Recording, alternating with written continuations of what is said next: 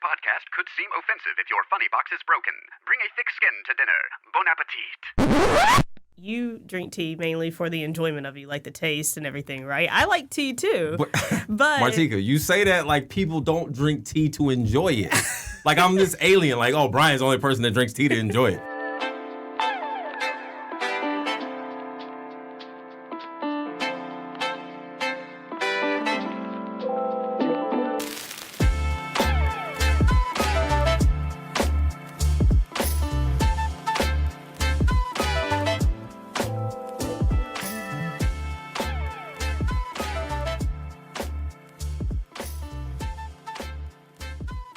All right. So welcome back, everybody.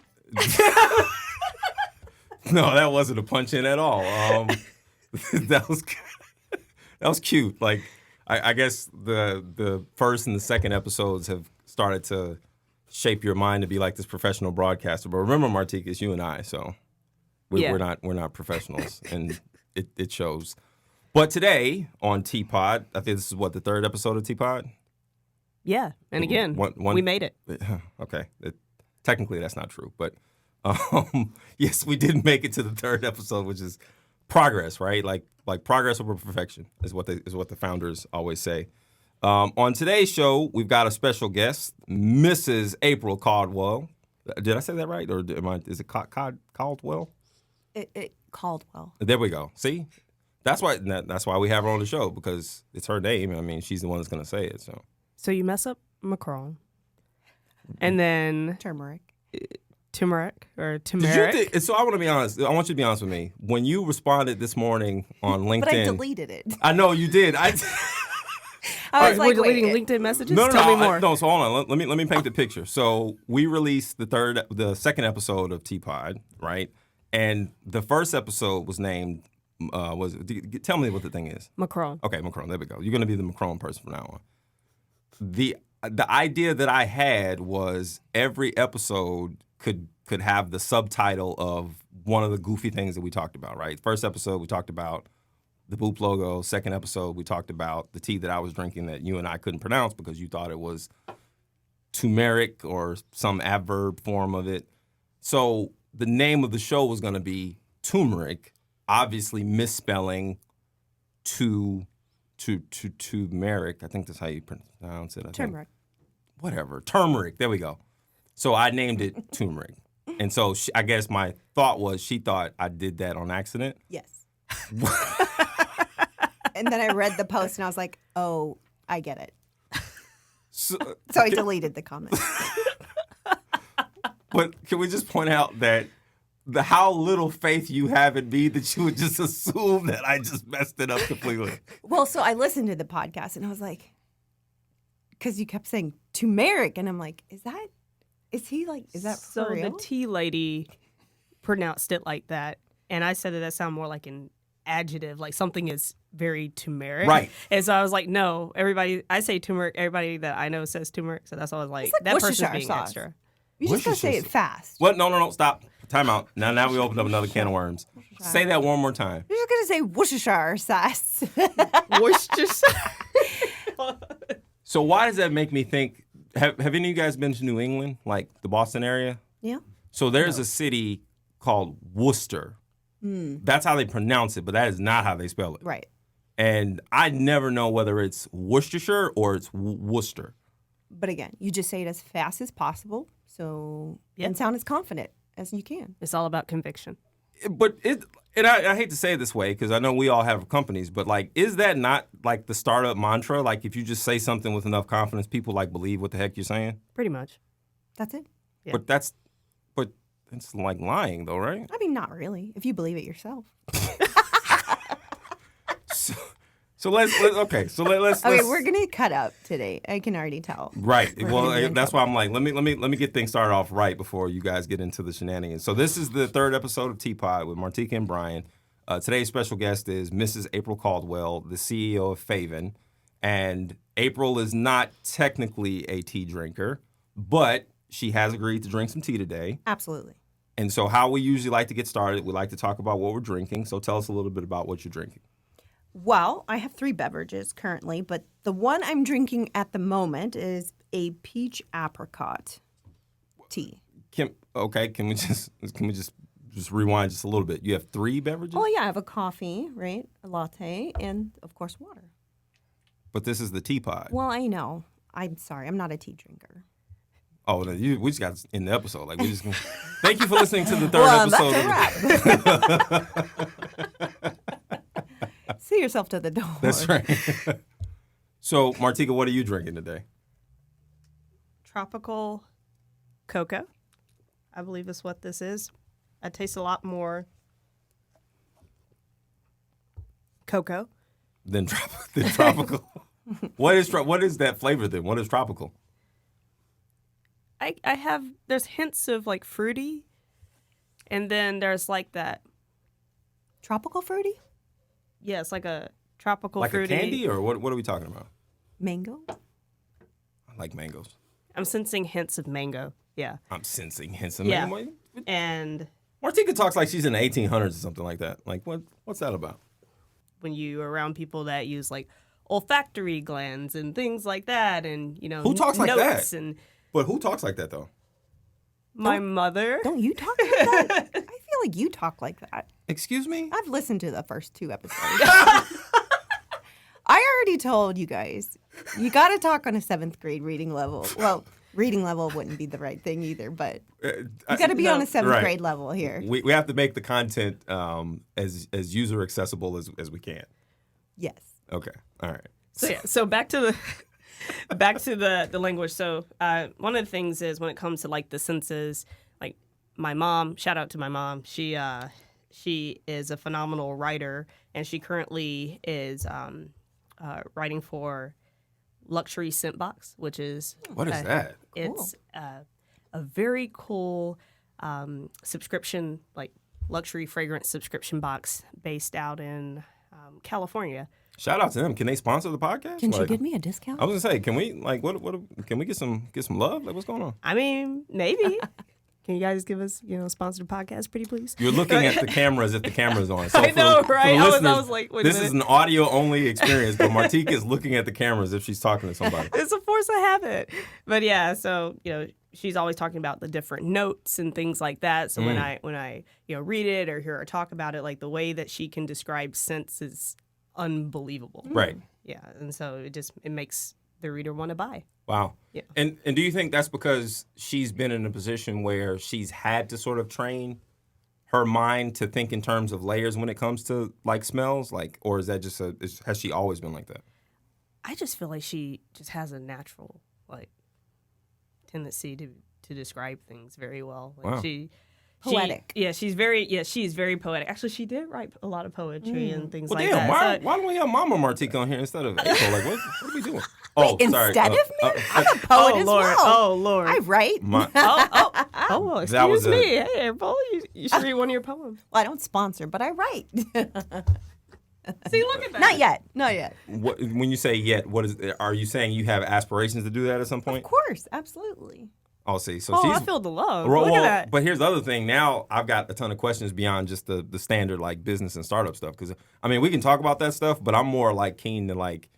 There's a lot of things that I like. I've known April for I think like 2 years now, and there's a ton of things that. What are you making faces? What Yeah, are I you making don't faces? feel like that's. I don't think it's been that long.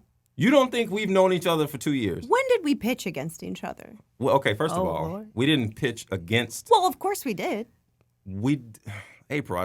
But I mean, I didn't know you back then. But that's Even still, that's what happened. But that's the difference between you and I.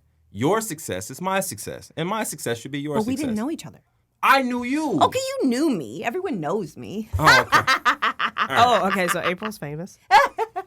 Everybody knows her. So okay. There, big shot. How about let's start with you just talking a little bit about faVen and kind of laying out what that is, and then we'll get into your notoriety or whatever it's called. This is fun. I would love to be back on a regular basis. I don't think so. I don't know about that. She already kicked you off before the That's show right. began. So you start the pre-show. Okay. So, faVen, faVen. my baby, was born in 2018. Okay. It is a marketplace for retail space.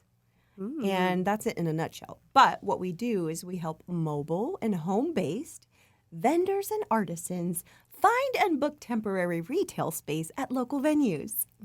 Why is she talking like that? Like this? I know we're joking, but I'm kind of like low key regretting. Like, why is she talking like this? Like That's my pitch voice. Is that the pitch voice? I love it. The pitch voice. She's Okay. doing that late night DJ. Well, okay, that's fair. That's fair. So you mentioned pitch. So yes, to back us up a bit, you and I didn't formally meet one another. Correct. I knew of you because our respective companies are a part of Embark Collective. Shout out to Embark, Lakshmi and the team over there. And I had heard from other founders at Embark about this awesome lady that does these really awesome pitches, who also happens to be a veteran. I meet Martika, we become friends, and we start collaborating. She talks about your pitches. I guess there was a pitch competition that you won in St. Pete? Oh, yes. What year was that? That was at the end of 2021. Okay. And was that like up until that point, had you pitched? So you started the company in 2018. You win the pitch competition at the end of 21. Mm-hmm. How many times had you actually pitched faVen between that Prior? period? Yeah. Probably between 7 and 10 Wow. prior to that. So I'd won one competition prior Oh, so you had already won a competition at that to point. that. Yes. Okay. Yeah. So that was my second win. Oh, excuse Actually, me. it was my third, but Wow, it here we only go. was announced as my second win. But you, okay. Technically, I won the David Meltzer 2-minute pitch drill Okay.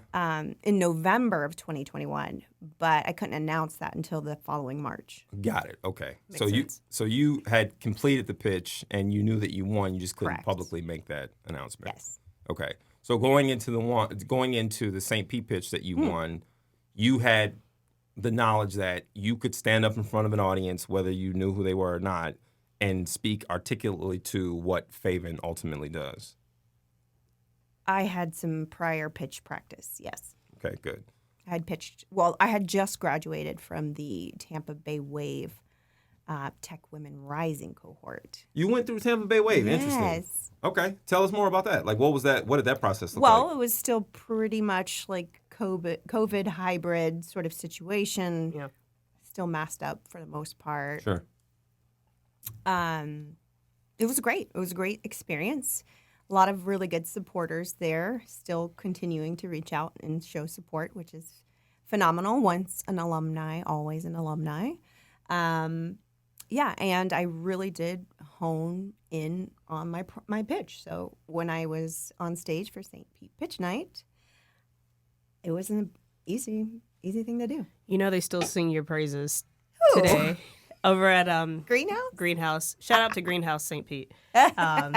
I went through their Entrepreneurial Academy program spring of 2023, and when they talked about pitch night, which, you know, of course, they encouraged me to pitch in June, they talked about you, and they saw the faVen sticker on my laptop. So, of course, you know, they were like, oh, my God, you know faVen? I'm like, yes, I love April. I love when people call me by my business's name. See, I told you on No, I episode do. 1. I love it. I love it. It's great. They're like, oh, hi, Allison, the CEO of Brian. Like, no. Swap them around. CEO of Brian. Swap them around. That's not it. So you talked about Tampa Bay Wave and kind of, you know, once a member, always a member.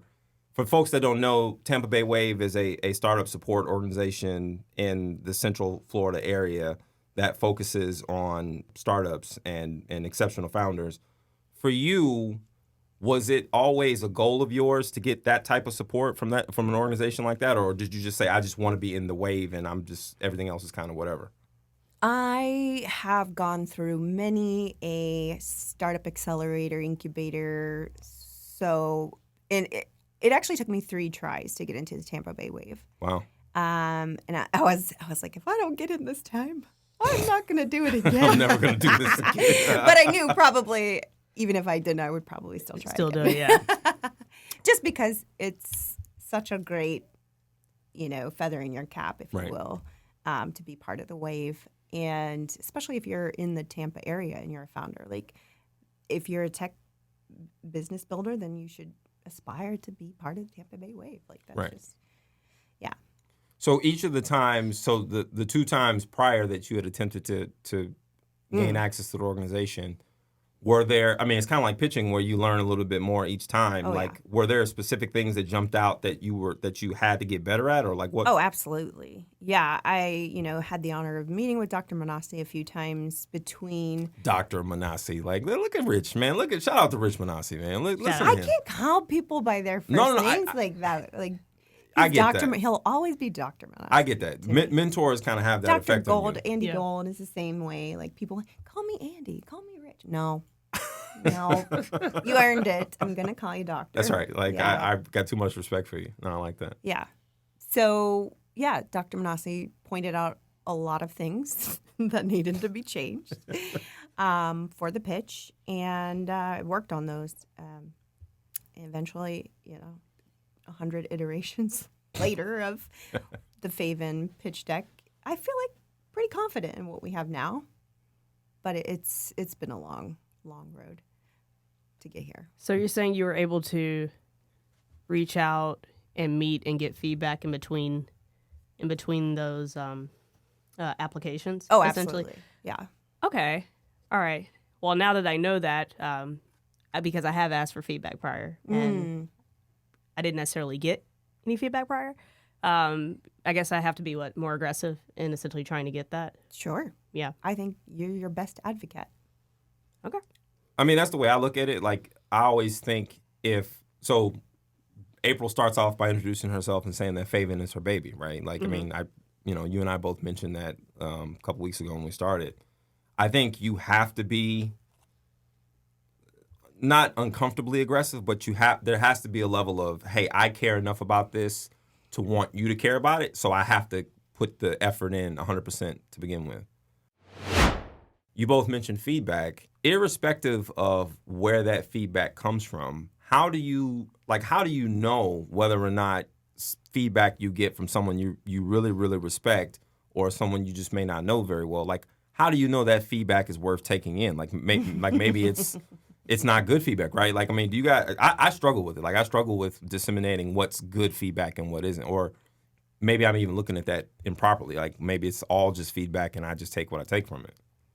I mean, I consider all feedback welcome, as long as it's constructive in a way. And even if it's not constructive, I try to just piecemeal things and see if there was anything similar from other comments or feedback that I received in the past, and just see if there's like a similarity amongst everything. Almost like a theme. I don't know. Yeah. Just went through puberty right there. Almost like a theme between like the feedback. Like this person I really respect said this.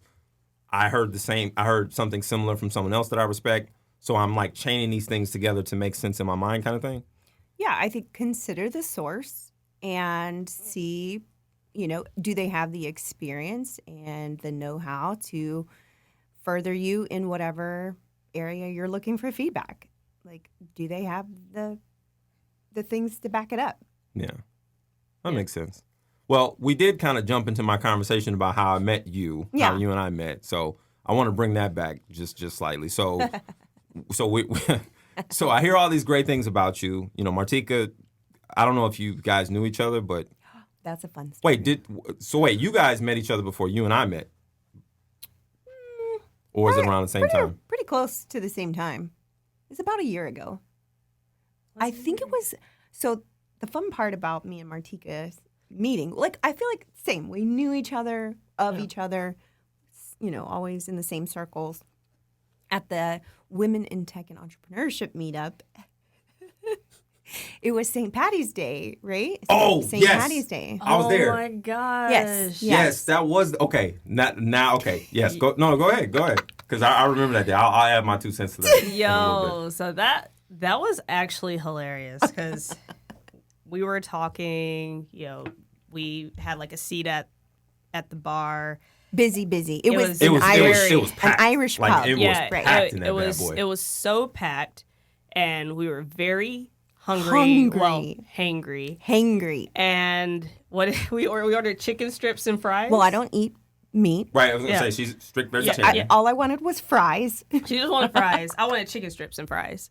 And Because, of course, you have to be difficult. man, Well, we look, I thought knew. it was on the menu. It was on the menu. They had like all this other like crazy stuff on the menu, and it And was you just not. weren't having it. You're like, no, I'm not doing Well, that. they were like, we don't have chicken strips, and then all of a sudden, like I saw someone come out with chicken strips, and I was like, nah, fam. I was like, give me the chicken No. strips. I saw these chicken strips. Like, stop playing. Like, I see you. I see you have it. Like, Yeah. don't tell me you don't Like, have don't this. lie to me. Like they're trying to give us that St. Patty's thing with like the shepherd's pie and something else. I was Oh, like, no. no, and it looked No. gross. I saw it come out. I was like, nope. Nope. I want chicken strips. Nope. So we ordered, and Hours. yeah, it was like hours, and the fries didn't come or, Never or came. anything. And Never then came. she checked in with the girl a couple of times, and she seemed kind of annoyed after a while. And then, oh my gosh, April seemed annoyed? No, or the waitress, bartender? Oh, okay. because she just kept saying, "Oh, it'll be. I'll check on it." And April, oh my gosh, she like almost popped off. Like it was so funny because like that would have been like the first time I've seen that side of her.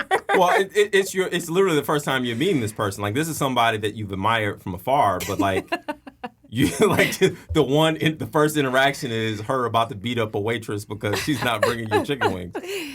It was funny. I don't know what you said. I don't remember. I think I blacked out. You blacked out. Yeah, it was something. I was just like, oh my gosh, April is about to lose it. So my piece to that was you guys had been there for a while. Yes. I had to go to Lakeland for a meeting, and I was coming back from Lakeland, and you all said that you were at this meetup. Yep. And Martika's like, oh, it's packed here, but April's here, a bunch of people's here. I'm like, oh man, I gotta show my face. I gotta be seen. So I get there, and I mean, it's just people everywhere, like just a ton of people. Let me back up. A ton of drunk people. Yep. Yeah. Which, like, I'm not a big fan of a lot of people. I definitely don't like a bunch of drunk people. And they were all in green. I said, yeah, nope, this giving me Boston vibes. I'm like, I don't know if... Boston vibes. I'm just saying, big black dudes walking around. I'm like, I don't know. So I get there, and I just see it's just packed. I'm like, what the heck? I see you.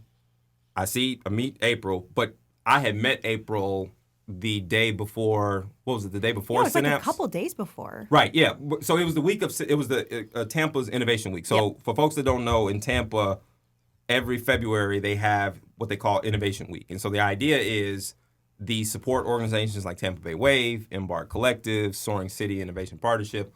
All of these support organizations try to put on programming and networking events that week, like try to knock it out, because you got a bunch of investors that come in town. You got a bunch of muckety mucks, just best way to put it, that come in town. So you like want to get the most bang for your buck. So this event, there was the pitch competition that was happening at Florida Polytechnic. Florida Poly. Shout out to them. And April was a part of it, and I was a part of it. So I was 2 months removed from Techstars. So we did our demo day and everything. We were on stage doing that stuff. So I knew that pitch. Like I just read that pitch. Like I didn't even have to look at the screen, right? And April was the first time I had actually seen her like pitch. I was like, man, she's really good. Everything that I had heard from you and from Martika and from everyone else, I'm like, okay, she's really good. We kind of spoke, but we didn't really speak. It was like, hey, how you doing, kind of thing. Like she kind of knew me, maybe. I don't know. Did you even know? I knew of you. Okay, knew of. All right, so fair enough. That's a fair transaction. So we kind of knew of each other, and we met officially. And shout out to her husband. Her husband Brian is awesome. won. Well, Brian beat me. Yeah. He was leading up to that. Here's the thing. Here we go. Brian forgot to submit his stuff ahead of time, right? Like, so his response to trying to get his way in the door to, what was it? I don't know, somewhere down in Miami. So hold on. Like, let's slow Right. down. I mean, Because the way you're painting we're this. spilling the tea, but not all of them tea. Okay. But Just a little tea. you spilling my tea. You're not even spilling your own. Well, true enough. So okay, so I'll tell the story. So yes, Okay, you tell it. Emerge, the Emerge Americas folks. Shout out to them. They hold their annual conference in Miami, which all three of us were there. Yep. They have the ability for you to pre-sign up so that your startup can pitch. Yep. I missed the window. It happens. I'm a thank you, Martika. I'm a human being. Look, I'm a human being, right? I missed the window. So I said, okay, what's the next best thing? And then again, this is the starter brain. The next best thing was to win the Florida Poly competition, which automatically puts you into the emerge pitch. That's smart. That's smart. Exactly. See? Big brain. But give me my love. Give me my love right there. So I said, cool. Martika. Oh, I'm sorry. I'm not supposed to publicly encourage you. That's right. That's right. Privately, it's not publicly. So I said, cool. Let's do this. I'm the man. I'm going to roll into Florida Poly. Shout out to them. I'm going to win this pitch competition. I'm going to get into Miami, and we're just going to go and become this big unicorn. TBD. And so that was the plan. So I go out to Lakeland. April is pitching. Immediately, I see April walk through the door. My hopes and dreams of going to Miami, Gone. completely gone. Out the window. Because literally the day before, Martika told me you were pitching there. And so I said, oh, well, I'm not going to beat her. Like, she's got the charisma and everything. Like, at that point, I was like, I'll just go and just do my best, right? That's all we can really do. So, yes, I did win the competition. But, again, I looked at it, at the long tail version of it, that it got us down to Miami. And then ultimately got us to, you and I, to connect. So now, bringing the story full circle, the next day, I'm at, the 2 days after, we're at the big, the St. Patrick's Day event. Yeah, WT. Yeah. Right. So it's packed. People are drunk. I'm like, I don't like none of this. So I go in. I see you. And that's all y'all wanted. She just wanted fries and you just wanted chicken. I said, oh man, okay. I know where this is going. Let's put together our brain like we're smart. I said, oh, I will leave and I'll go to a fast food place, get you some fries, get you some chicken, right? Stick on those two words, fries and chicken. So that's tell me why. Go ahead. Tell me why this dude came back with some chicken fries. But you came out with some chicken fries. But Martika, you got to understand, that was what was going in my head. Like that's all I was focused on. I said, I got to get chicken and fries. So when I get up to the booth or whatever it is, I blurt out, oh, can I have an order of chicken fries?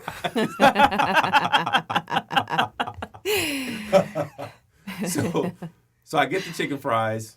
And I'm so proud of myself. Like I'm like, oh man, poor April. Man, I did it. And of course we get back and I realize that April, just like I am a vegetarian, so she can't even eat them. But you got to eat them. Yeah, and I stuffed my face. Okay. I enjoy it real good. Cool. All right. So 50%, right? We can't always be 100%. Sure. That's a metaphor for startups, right? Yeah. Like I satisfied 50% of my customer base. Still mad about the fries. Oh, here we go. She real salty about the fries. She was super hangry. You didn't even get that pun you just made. She was real salty about the fries. Oh yeah, I made a funny. All right. Okay. All right. Too late now. Edit point. Too late. I need more break caffeine. your microphone. Yeah, I was gonna say you need a little bit more. So I bet this is decaf too. No. That's got caffeine in it. It's not a whole lot. It doesn't have that caffeine gum level of caffeine. Caffeine gum. So she told me. So on the first episode, she told me about. I heard. Oh yeah, that's right. You did hear. See, look at you. Wow, we got listeners. Look at that. Listen. Hey, and I'm the first guest. Yes, that's true. That's pretty cool. Well, look at that. Well, wait a April's minute. the first guest. Well, hold on, because we don't know when we're going to release this. Oh, come on. Don't do me like that.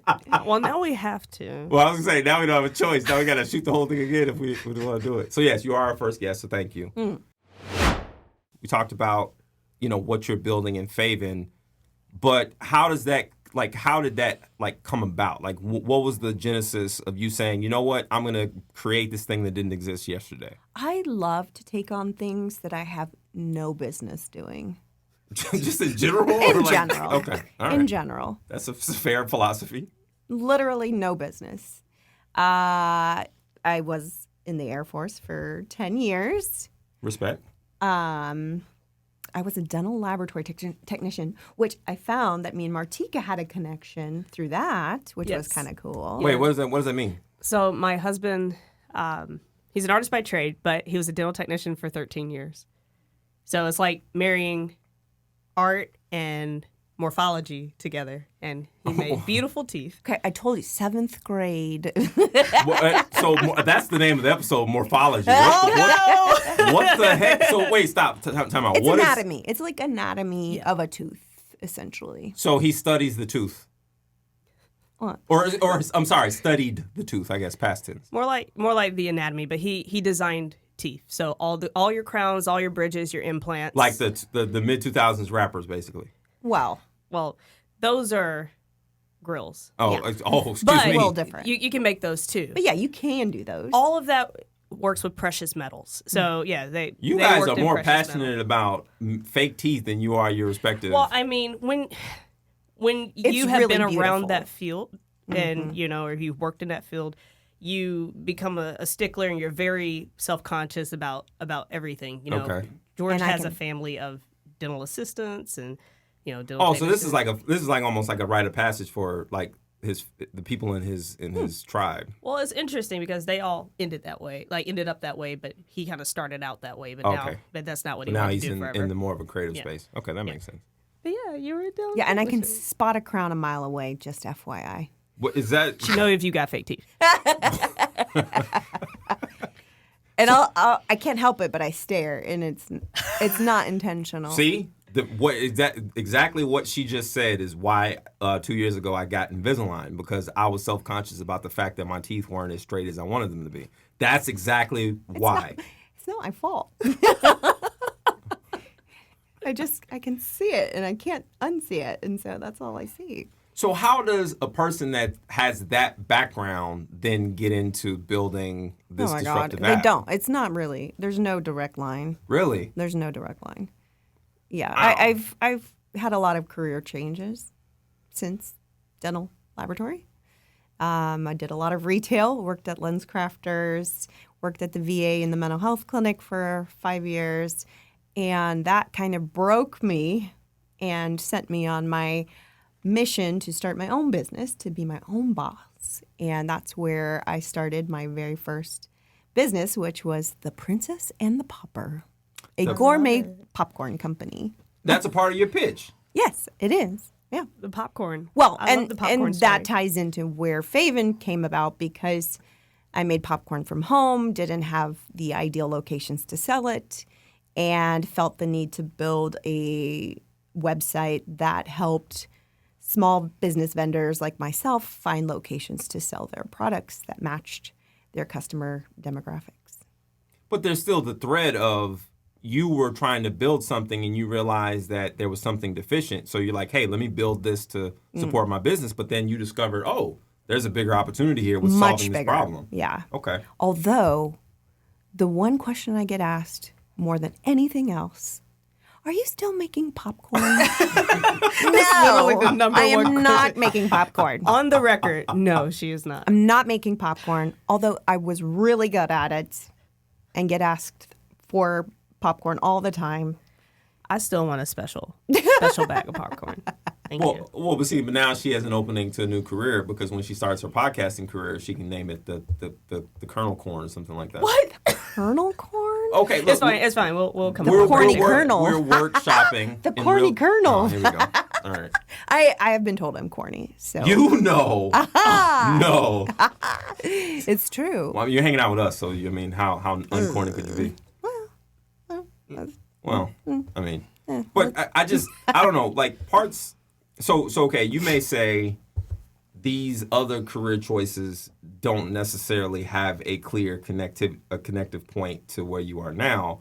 I kind of disagree with that. Like I listened to your story, I'm like, well, there was a clear, like you did the corporate thing and you did the working for someone else thing. Clearly, that was not what was wasn't in for your. me. Yeah, that wasn't in your cards. Yeah. So it was something that pushed you into eventually getting the faVen, even if your background was not necessarily in that same space. Sure. I like it. Connect the dots. You'll go with it. That's I'll right. go with it. I don't know. I like to see those things because it gives me like hope and confidence that I'm not just nuts. Because I see other people kind of solving problems that may not necessarily connect to the road that got them there. I don't know. I mean, I'm a firm believer in like you don't have to have like always been in tech Right. to start a tech company. Yep. I mean, just like April's Road, like I started off as an orchestral musician. Now Literally. that I was gonna say, now if you really want to get into it, now we can get really Like nerdy. that's way left field. Because I mentioned last episode that you were this child prodigy, and someone had, like, I think it was my grandmother. So shout out to my grandmother. She listens to this show. Let's not Hey, ask. grandmama. Hey. I don't even want to tell the story. So do you remember when we were driving back from Miami when we were going to Emerge? Now we're really going full circle. So we're coming back from Emerge. My grandmother called me on the phone, and I had her on speakerphone because I couldn't take my phone off in the car. Yeah, she knows that this is a bit of an eclectic group, but like you legit were like an actual child prodigy. That's what people said. I don't call myself Oh, that. here we go. Now you want to be humble. See, look at you. I mean, I started when I was 12, but I come from a very musical family. My grandmother was a pianist in the church. My mom was a light lyric soprano in college, and she's very talented, and she was also a saxophonist. Wow. Yeah, so she really enjoyed that, but she always had a love for classical music. Although saxophone was mainly like a jazz instrument, so she still loved to play classical music. So I grew up with that environment, and then took piano lessons when I was young. Then went to band, and I wanted to be a saxophonist like my mom. And I did the little testing where they could tell early on if you're musically inclined and if you could actually keep a beat and if you could tell the difference between notes and. Wait, they test for that kind of stuff? Yes. So where I came from in Vicksburg, I went to Warren Central. Shout out to Warren Central. And they No idea where that is. it's just in the middle of nowhere, but they do have one of the best bands there. And the reason that they have that is because they're able to weed people out at a very young age to tell if they're musically inclined, rather than being like, oh, come play your favorite instrument, because your favorite instrument may not be what you're good at, and you'll ultimately drop that instrument. So they go based on... That opens up a can of worms. I've got all the questions about Right? that. My goodness. So when I took the test, they then started having us do different mouthpieces. So if you could buzz better than you could like play a woodwind instrument, if you could play a brass instrument mouthpiece better than that, then that's what you would lean towards. So I was squeaking or squawking on the saxophone mouthpiece, but I could buzz perfectly fine on a trumpet or a trombone mouthpiece. And so when I got the results back in class, we all opened up the little manila envelopes and was like, oh man, it says I'm either going to play clarinet or the trombone. And my mom was like, you're not bringing that squeaky clarinet into my house. She's And like, I played nope, the we're not- clarinet we're not having it. terribly. It's terrible, right? And I was like, well, what's a trombone? And she's like, I guess you're going to find out on the first day of school. Wow. And I fell Mama in don't love. play no mess. No, she doesn't. And so I fell in love. And by the end of the first year, I could, for all the music people out there, I'm sorry, I'm going to speak a little jargon, I could read in 3 clefs, bass, tenor, and alto. Well, 4, because I could also read in treble. And, Humble brag. and I, in the first year, I actually was more talented than high school seniors. When Wow. I was, Like the measure of their abilities, yours were higher than folks comparable. so after that were, like 5 years of playing, Wow. essentially. And by the time I was 13, I actually auditioned to be in Lions Band, which was like the state's best band. Like, they would come together, take all of the best musicians from the state, Yeah. put them together, and then they would compete in nationals. Oh wow, it's like Yeah. like a traveling band kind of thing. Yeah, Wow. and so I was accepted when I was in 8th grade, but I was too young to go. So I was in the top 8. So your talent dictated you to be there, but your chronological age, they were like, "No, you're too young. You'll go crazy." Yeah, so I wasn't allowed to go. And I was accepted into Interlochen, which is an arts boarding school in Michigan by the time I was 15. My mentors were from Juilliard. And, I did that for a while, had a career, and went and got my undergrad in it. Went to Montclair, got to have the Juilliard education without having to actually pay the tuition, because the teachers... Oh, so you okay. Yeah, so the teachers... you really like... Yeah, the teachers adjunct at Montclair, so... It's And shout out officially to my Women Crush Wednesday now. I'm just Yes. like, wow, that's amazing. Legit, so I've heard, we've talked about this somewhat, but I didn't know, how deep it went. So I just want to back up for a little bit. something that sticks out to me that just kind of, I don't know, like I'm fascinated by it. You mean to tell me, so you got this little kid, they come to you, they say, I really want to do this. I really want to play the sax. But they're basically like performing a level of natural selection. Yes. On these kids, basically saying, nope, you don't have the aptitude to do this. You should do this. Yeah, so they ask you, what do you want to play? Okay. And they try to lean towards that. But so that does influence like their like what they ultimately will put you in, like the child's actual decision on what they want to play. Yes and no. So they try to, get you close to where you want to be, but it ultimately comes down to, do you absolutely suck at it, and are you going to be miserable because everybody's going to be looking at you every time you miss a note or squawk it because you can't get your embouchure right? Okay, well, one, I don't know what an embouchure is, and I think you just insulted me, so I'm going to ask you to respect me while we're on this. This is if we have a guest here, thank you very much, Martika. Can't be cursing at each other. So look, again, I have startup brain, and maybe this is a detriment to me just as a human, but when I hear that, I think to myself, so I told you last week we talked about reading, I'm reading Hidden Potential.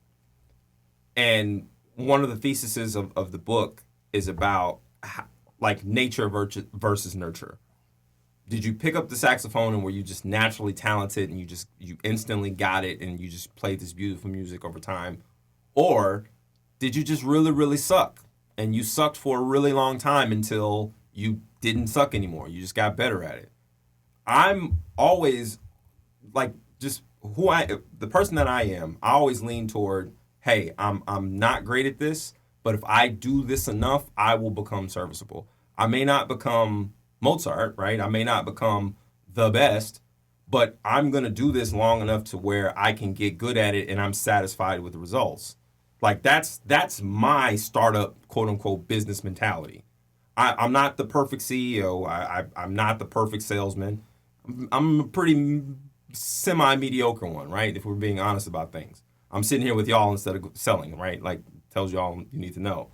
But I don't know. Like I love the idea that as long as I put the work in, I can then see the benefit from it. Oh yeah. Like I'm a firm believer in that too, which I feel like when I got out of that world, I learned that very quickly because of course, being in that position, you had to be a perfectionist, right? Which is why I understood the way that they did the selection.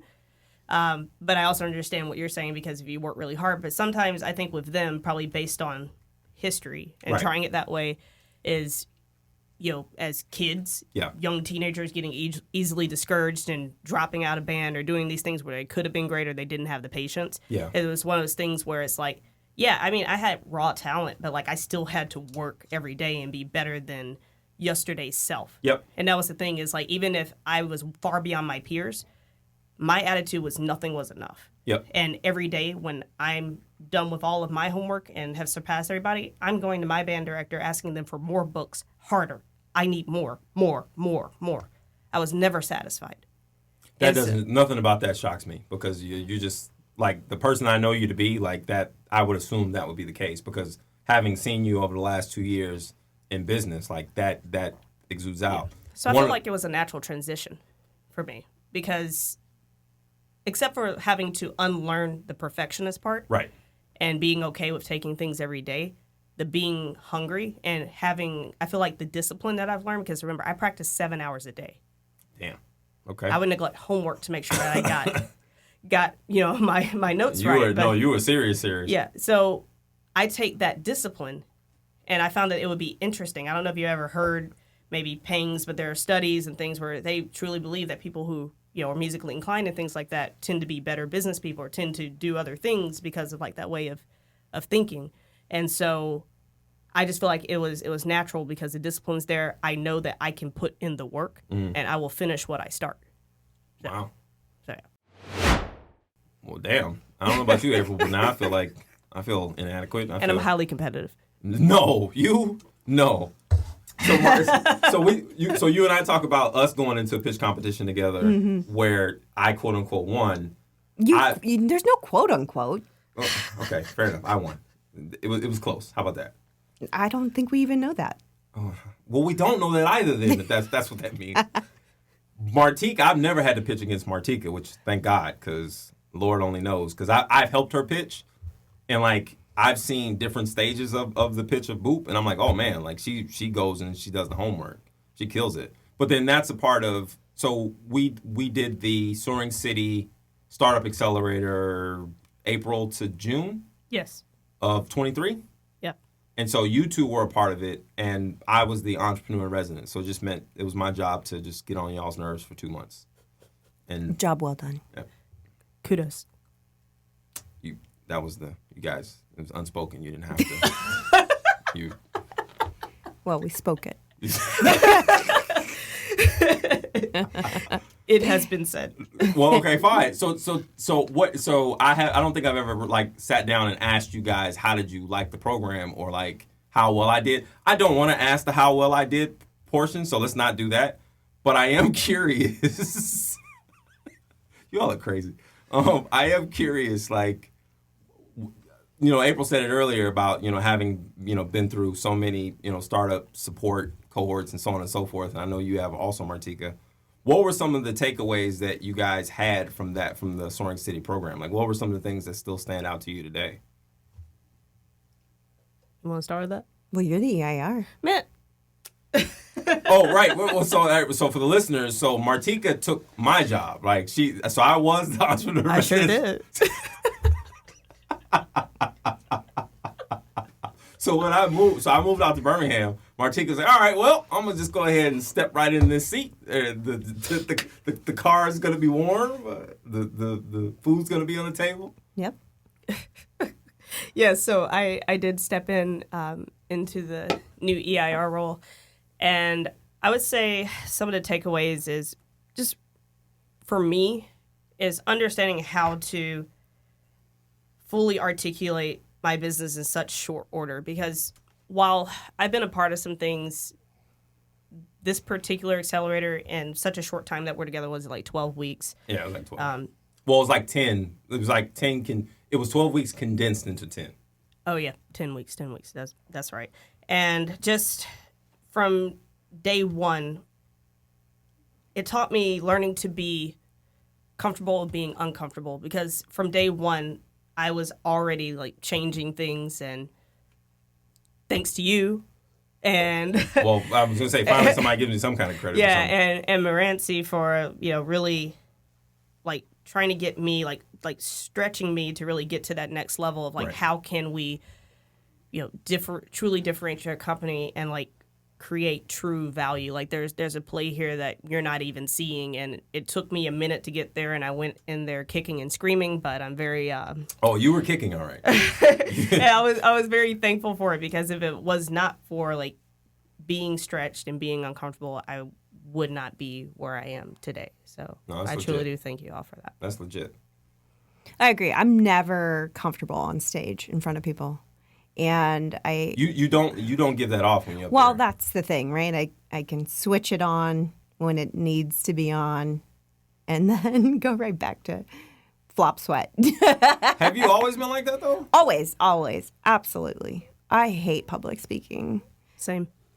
You hate public speaking. Yeah. Wow, that is so fascinating to me, because I hate it, but you all do it really, really well, and I just hate like the sound of my own voice. Of course, we have a podcast or whatever. We just don't listen to it. Exactly right. I don't listen to it. But like the idea that okay, I'm gonna turn it on, quote unquote. I'm gonna go up there. This is fake April right now, and then she's gonna go up there and pitch, and then fake. Well, I mean, she's saying turn it on and off. I mean, it's more like, I really don't want to use a Beyonce reference, but Sasha Fierce, right? It's almost like the alter ego. Yeah. That's I have the no better idea way.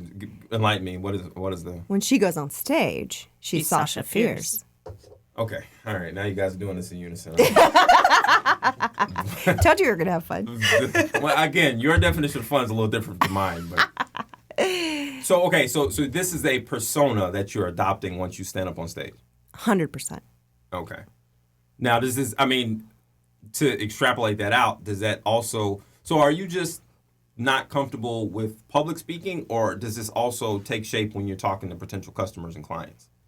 No, I think I'm much more comfortable in a one-on-one situation, and even a fireside chat. I'm not too concerned about that. It's when I'm up there by myself that it just Because it's sink or swim at that point. yeah. It's all eyes on that's you. it. That's all there is. But I always steal Martika's line about being comfortable with being uncomfortable. Is that not the best version of yourself when you're uncomfortable? Sure.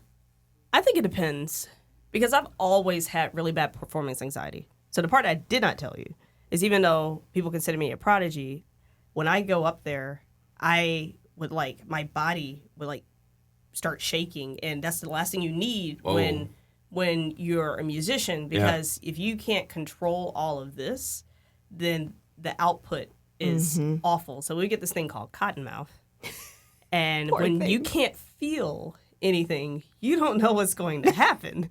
It's like a numbness. You just become numb. Yeah. So it was so bad for a minute that I had to start taking beta blockers, but eventually, I got better. Yeah. But those nerves never really went away.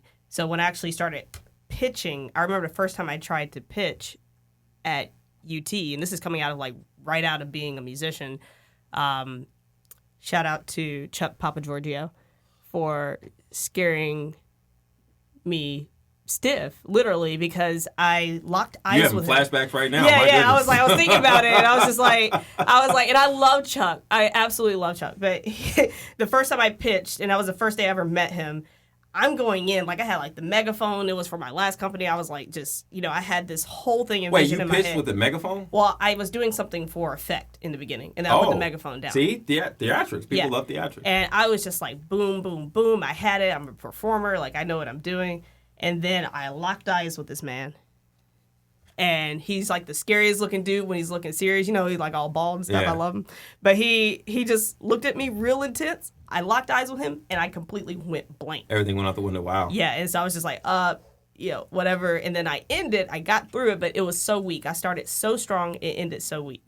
Wow. And yeah, that was rough. So, but I'm proud of myself now because I went from not being able to do that to, Well, I mean, winning pitch competitions. So but that's what I'm saying. So, going back to April's original story, she saw the progression of when she was first pitching faVen to where, now, because, you just won something recently, right? September. Yep. Okay. Yep. Congrats. Give Give it up. You tell us what you won. $20,000. Whew. Let me borrow $1. No, I'm serious. I need it. This startup stuff is rough, but it's like the and I don't know if this I don't know if this is apocrypha. I don't know if that word is too big, but It is. okay. Very. I don't know if this story is true, but they say Mike Tyson has the line, "Everyone has a plan until they get punched in the face." Exactly, yeah. You got it. You totally got it. So, we can all prepare as deeply and as confidently as we want, but there is nothing like getting up on that stage and knowing that you got these 200 strangers that are going to judge you if you make a misstep or you say something that you didn't intend to say. But then the other side of that, though, the advice that I always get from founders, shout out to my boy Chico, the CEO of Talisman. He was in the Techstars Miami program with me. He says, Brian, whenever I go on stage, I'm the conductor. And this is the first time anyone is ever hearing this performance. So they're going to take what I say as gospel. So I could mess up 50 million times. They'll never know. I'll know. But then that goes back to Martika's point about, sort of subjugating the perfection for the done, right? I'm not going to be perfect. I'm just going to get it done. And if I feel like I got it done, then it kind of is what it is. What are the next biggest challenges that you see both as a founder, but then also that you see for your company just in general? What are the things that you're trying to get done that you think, man, if I can just knock these things out? The biggest challenge right now is there's only one of me. And I Facts. really wish there were more. That is truth. I really need more of me. Wait a minute. Hear me out. I don't necessarily think we should have more. April, no offense. Should we have duplicates of ourselves? Again, but a couple We go Brians- Some really cool things with genetics these days. Yeah. That's a whole other conversation. I think team is extremely important, Yep. especially if you plan to fundraise. That's what a lot of investors are looking for, to know that the team you have on your side is willing and capable of doing the job passionately. And there's not a lot of people passionate about your baby as you. That's right. That's the truth. Has it been difficult to, I guess we talked about weeding out earlier, has it been difficult to both find people that exhibit that type of passion? I mean, irrespective of the fact that you know that faVen is your baby, do you feel like you have a process for figuring out whether or not people could be as passionate about faVen as you? A process. I think it's just relationship building, right? Or it's just like your gut. I just have a feeling about this person kind of thing. I cannot trust my gut. Really? And you were in the Air Force for a decade. Well, no, that actually makes sense. No offense. No, shout out to Air Force out there. Listen, we had the best of everything in the Air Force, and I know other branches are a little bit jealous of all the special treatment we got. All right, okay. All right. You know. When you need to fight a war, you know what? Never mind. Go ahead. We've got plenty of tools for that. We don't go for it ourselves. Oh. We don't send ourselves out there. Got you. Say that less. Would be silly. Understood. That Understood. Would be silly. Hoorah! Hoorah! Hoorah! Understood. Aim high. Oh wow. Got you. But God, where were we? I forget. So if you can't trust your gut, how do you then make sound decisions on who you bring on your team and who you don't? You know what has saved me over the last 5 years is my inability to make a full decision about someone, right? Because sometimes I shoot myself in the foot with procrastination, right? Or a lack of follow-up. But then sometimes it ends up being a good thing because that person just wasn't the right person, right? And so I let them kind of weed themselves out in a way. You know, like if they're not going to follow up with me on something, Then maybe they weren't. then they're passionate. probably not that passionate about it. Yeah, if they're not going to drive the conversation about working at faVen, then I'm not going to worry about it. Yeah, if I have to beat your door down to get you to do whatever I need to do, then you're not a right fit. Gotcha. No, I mean, that makes a ton of sense. I think one thing that we all probably struggle with, I definitely can say that I do, is I'm so invested in the success of Allison to the point where I can't differentiate between Brian, the CEO of Allison, and Brian, the grandson, or Brian, the boyfriend, or Brian, the brother, right? So it's like I'm protective of that space. And obviously I found Nicole Green, and, you know, she and I, you know, we got off perfectly. I had to hire other people. That didn't really work out. As the aforementioned Miami trip, we'll talk about that in later episodes. The tea will be spilled. No, no. Slightly. I would say legally, I don't think we can spill all of it. Slightly. Because there was some blood spilled, but that's a different story. But no, I look, the reason why I love that as an answer is because, you know, I struggle with that. And ultimately, if Allison goes down, I want it to be because it was something that I did actively, not because I brought on someone that was passively sort of killing us through 1,000 cuts, if that makes sense. I mean, obviously I know you've gone through your troubles with hiring, but like how do you kind of see that going? Well, I mean, now that I'm definitely in a position, you know, I'm thinking about going back to internships and just really dipping my toe that way. So I can... So kind of like no long-term commitment kind of thing. Yeah, just getting back into the groove of leading a team, because I've had a team of interns, and for a prior company as that ship was sinking, and I made sure that they should be sinking. I made sure I took them down with me loud and proud. And they all ended with great grades, and they were very gracious. Yeah. But you know, ever since then I was kind of scarred, so this will be my first time getting back into the internship world. Yeah. But I felt like it was good then, so I know it can be good now. It's like startups need like a Netflix and chill kind of situation. Wait. Oh, okay. No, sorry. Did I? Okay. All right. Elaborate. No. I just meant situations where we could be non-committal and figure out whether or not. There it is. That makes sense. There that it makes is. sense. So this was the TeaPod with Martika and Brian. Shout out to our very awesome and special guest, Mrs. April Caldwell, the CEO of faVen. Where can folks find you, follow you, and support you? The best place is Instagram, and my user handle is faVen, which I actually fought for, right? And Martika knows that story as well. Wait, what? No, well, tell me. I mean, like we go over time. What was the? What do you mean? Well, faVen is a trademark name. Sure. And originally, when I signed up for Instagram 5 years ago, the username faVen was not available. However, after I got the trademark, I submitted a request to overtake the faVen username. That actually worked? It worked. Congratulations. Wow. It worked. So when she posted about it on her story, she was like, see, it just goes to show you that, you can do anything. And then I was like, I can do anything. So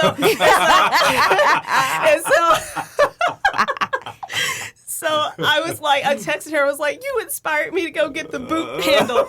And I was like, because it's a trademark too. So I went to the Meta thing and submitted my application. And they came back to me with a whole thing about it can't be 3 letters or something like that. Oh. So literally they created this BS rule. I don't know when it went into effect, but the person who has had this forever, if you got the 3-letter handle, good for you, because it doesn't matter if you're a trademark company now. Like, oh, wow. it has to be 5 characters or more. So I just looked at April and was like, must be nice. Sorry. Well, I was gonna say, my name of my company is Allison, so good luck for me trying to get that good as luck with that. as a handle. But we use Try Allison. The idea being we want banks to try Allison kind of thing. So we do it. I was actually thinking about changing the trademark. I shouldn't say this on air because I'm still in the process of. Yeah, we'll cut say this that. out. Yeah, we'll say We'll yeah. cut that out. We won't cut it out. But I won't get into it. But I think it's so if we leave anybody with anything on today's show, it would be if you are going to go down the pathway of looking at copyrights and different things, have good representation because you don't want to do anything stupid. Yeah. Let's try to cut down on the stupidity. Is that fair? Is that a fair request? Yeah. Okay. Yeah. All right. Well, I'm very enthusiastic you are about that.